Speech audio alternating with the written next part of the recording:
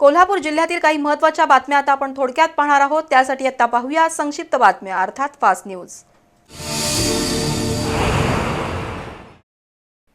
23 ते 26 मार्च दरम्यान कोल्हापुरातील प्रायव्हेट हायस्कूलच्या खुल्या सभागृहात संपूर्ण गीत रामायणाचा भव्य सोहळा आयोजित करण्यात आला आहे। ब्राह्मण सभा करवीर आणि स्वरब्रह्म संस्था यांच्या वतीने 3 दिवसांच्या संपूर्ण गीत रामायणाचं आयोजन करण्यात आलं आहे। गदी माडगुळकर लिखित आणि सुधीर फडके यांच्या अजरामर संगीतातून तयार झालेल्या संपूर्ण गीत रामायणमध्ये 56 गाणी सर्व कडव्यांसह सादर होतील। 3 दिवसाच्या या कार्यक्रमामध्ये स्वरब्रह्म समूहातील 13 गायक आणि 12 गायिका आपली कला सादर करतील, तर संवादिनी, व्हायोलिन, तबला, बासरी यासह संपूर्ण वाद्यवृंदांच्या साथीनं गीत रामायणाचा हा सोहळा रंगणार आहे। त्याची माहिती स्वरब्रह्मचे सुधीर जोशी, बाळकृष्ण नाईक, मंगलधामचे अध्यक्ष दीपक आंबर्डेकर, कार्यवाह श्रीकांत तिमे, प्रताप पाटील यांनी पत्रकार परिषदेत दिली।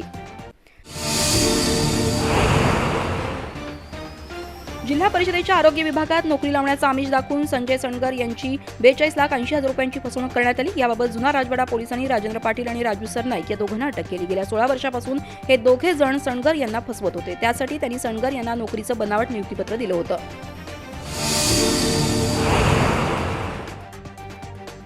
कोल्हापुरातील लक्ष्मीपुरी पोलीस ठाण्याची नुकतीच वार्षिक तपासणी झाली। अप्पर पोलीस अधीक्षक धीरज कुमार बच्चू यांनी पोलीस ठाण्यातील कामकाजाचं अवलोकन करून अधिकारी आणि कर्मचाऱ्यांच्या कामाबद्दल रिमार्क दिले। क्राईम, बार्निशी, गोपनीय, वायरलेस, ठाणे अंमलदार, कक्ष कारकून अशा प्रत्येक विभागाची पाहणी करून अप्पर पोलीस अधीक्षक धीरज कुमार बच्चू यांनी कर्मचाऱ्यांना काही सूचना केल्या। तसंच दंगल काबू नियंत्रण साहित्याची पाहणी करून काही पोलीस कर्मचाऱ्यांना त्यांची प्रात्यक्षिक करायला लावली।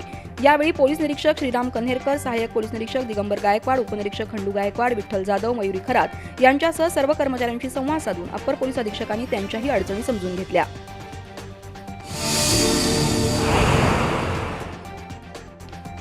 कोल्हापुरातील महापालिकेच्या काही प्राथमिक शाळांनी शैक्षणिक दर्जा उंचावल्यानं या शाळांमध्ये प्रवेश घेण्याकडे विद्यार्थ्यांचा ओढा वाढलाय। नेहरूनगरमधील महापालिकेच्या शाळेनंही उत्तम दर्जाची गुणवत्ता राखल्यानं या शाळेत प्रवेशासाठी गर्दी होतीये। गुढीपाडव्याच्या मुहूर्तावर इयत्ता 1 ते 7 या वर्गासाठी पालकांनी आपल्या पाल्याचा प्रवेश निश्चित केला। इयत्ता 1 साठी 70 विद्यार्थ्यांनी प्रवेश फॉर्म भरले। सकाळी 8:30 वाजल्यापासून पालक आपल्या पाल्याच्या प्रवेशासाठी रांगेत उभे होते। शाळेमध्ये सेल्फी पॉइंट आणि प्रवेशाची गुढी उभारून पाल्यांना गोड खाऊ देऊन तसंच फुगे देऊन आणि औक्षण करून नवागत विद्यार्थ्यांचं स्वागत करण्यात आलं। शाळेच्या केंद्र मुख्याध्यापिका नलिनी साळुंखे यांच्यासह शिक्षक आणि सेविकांनी ही प्रक्रिया पूर्ण केली। गुढीपाडव्यानिमित्त कोल्हापूर शहरातील अनेक शाळांमध्ये विद्यार्थ्यांची प्रवेश प्रक्रिया उत्साहात पार पडली। समलोहिया हायस्कूलमध्ये विद्यार्थ्यांचं उत्साही स्वागत करण्यात आलं।